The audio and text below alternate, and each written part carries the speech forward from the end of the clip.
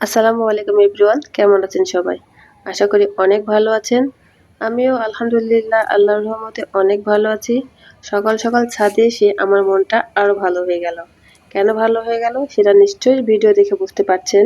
হ্যাঁ দর্শক, এটা আমার ছাদের গাছের পেঁপে এবং আমি এত সকালে ছাদে আসলাম একটা কাঁচা পেঁপে ওঠানোর জন্য, যেটা দিয়ে তরকারি রান্না করব।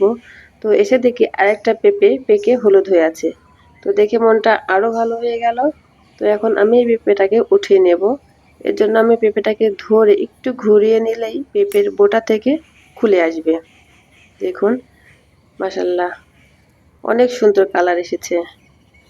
দর্শক, এক পাশটা কিন্তু কালার হয়েছে আর অন্য পাশ কিন্তু সবুজে আছে। কোনো ব্যাপার না, এটাকে যদি আমি রেখে দিই একদিন, তাহলে দেখবো ওই পাশটাও এটার মতোই হলুদ হয়ে গেছে। দেখুন, আল্লাহ কত সুন্দর নিয়ামত আমাদের জন্য রেখে দিয়েছে। আলহামদুলিল্লাহ। আশা করব আমার এই পেঁপেটি খেতে অনেক সুস্বাদু হবে এবং আপনারা কে কে পেঁপে খেতে পছন্দ করেন অবশ্যই কমেন্ট বক্সে জানাবেন।